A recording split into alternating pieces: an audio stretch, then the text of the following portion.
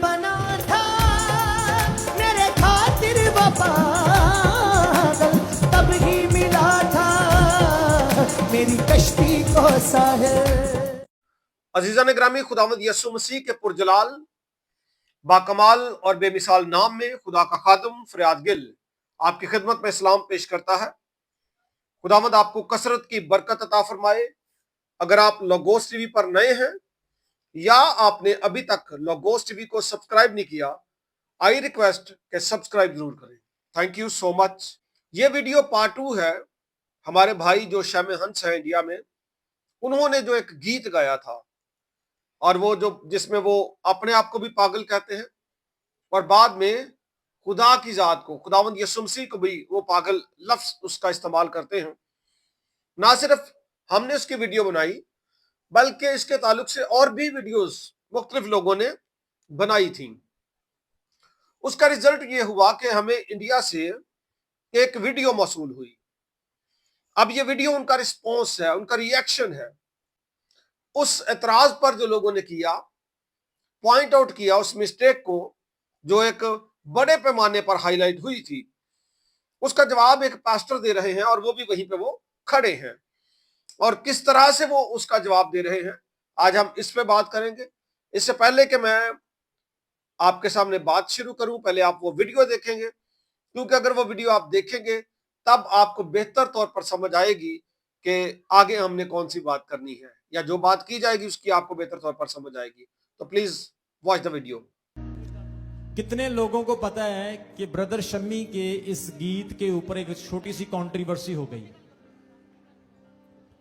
इस गीत में भाई ने गाया है कि एक दिन बना था मेरी खातिर वो पागल, और जिस भाई ने यह गीत लिखा है उन्होंने इसको क्यों लिखा है मैं आपको समझाना चाहता हूं। कई लोगों ने इस गीत की कंट्रोवर्सी बना दी और ब्रदर शमी को बहुत सारी गलत बातें बोली इन्हें गलत ठहराने के लिए, लेकिन मैं बताना चाहता हूं यहां पे एक शब्द आ रहा है, एक दिन बना था मेरी खातिर वो पागल। बना था, सुनो सब बोलो, एक दिन बना था मेरी खातिर वो पागल, है नहीं बना था। यीशु मेरे पापों के लिए, मेरे गुनाहों के लिए पागल बना, इसीलिए मैं पागलपन से चंगा हुआ, क्योंकि उसने मेरे पागलपन को उठा लिया।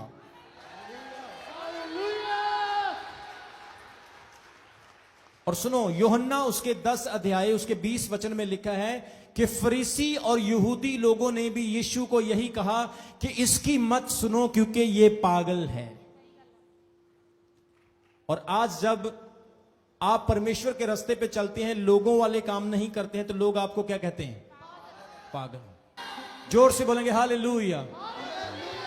एक दिन बना था मेरे खातिर वो पागल, तब ही मिला था मेरी कश्ती को साहिल। अच्छा, ये पास्टर कह रहे हैं कि ये कंट्रोवर्सी क्रिएट हो गई है। वो कह रहे हैं कि पागल है नहीं बल्कि पागल बना था।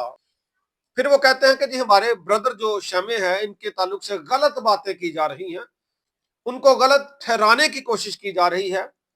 तो पास्टर जी वो हमारे भी भाई हैं, सब उनसे प्यार करते हैं।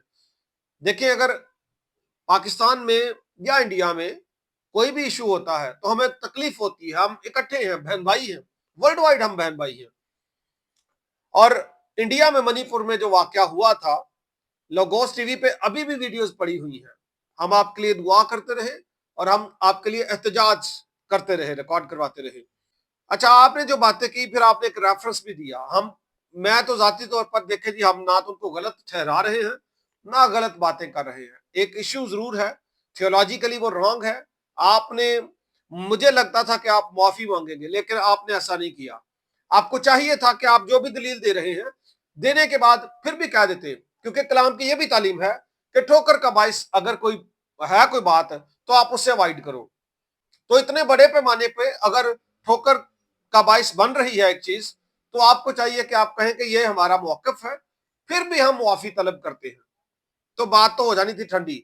लेकिन आपने लोगों को मजीद गुमराह करने की कोशिश की है। اس لیے میں نے بھی مجبوراً یہ ویڈیو پھر سے بنانا چاہی۔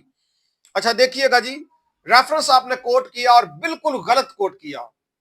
آپ نے یوحنا کی انجیل کے 10ویں باب کی 20ویں آیت کو کوٹ کیا کہ لوگوں نے یسوع کو پاگل کہا، اور دلیل آپ نے کہا اٹیچ کی کہ اس نے بھی، یعنی شیمے نے بھی کہا اور ہم بھی کہہ رہے ہیں۔ ٹھیک ہے، تو میں ریفرنس پڑھتا ہوں آپ کے لیے، آپ غور سے سنیے گا۔ لکھا ہے ان میں سے بہتیرے تو کہنے لگے، اچھا پہلے میں 19ویں آیت سے پڑھتا ہوں، ان باتوں کے سبب سے یہودیوں میں پھر اختلاف ہوا، دو دڑے بن گئے۔ ان میں سے بہتیرے تو کہنے لگے کہ اس میں بدرو ہے اور وہ دیوانہ ہے، یعنی پاگل ہے، تم اس کی کیوں سنتے ہو؟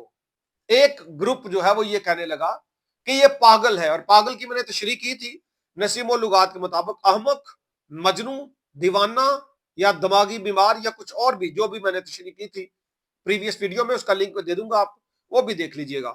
تو یہ مطلب یہ ساری باتیں ہیں۔ اب یہ جو کہنے والے تھے نا، یہ وہ لوگ تھے فقی اور فریسی اور وہ گروپ جنہوں نے خداوند یسوع مسیح کو رد کیا تھا، جو اس کی تعلیمات کے خلاف تھے، اور جو کہتے تھے کہ اس میں ناپاک روح کام کرتی ہے، یہ بال-زبوب کی مدد سے معجزات کرتا ہے، اس میں شیطان ہے، وہ اس کو پاگل کہتے تھے۔ یعنی کہ تسی پھر اس فرقے تجھے اگر تسی پاگل کہنا تھے، کچھ خدا دا خوف کرو، حوالہ کتھے تک کتھے فٹ کرن دے جو تسی۔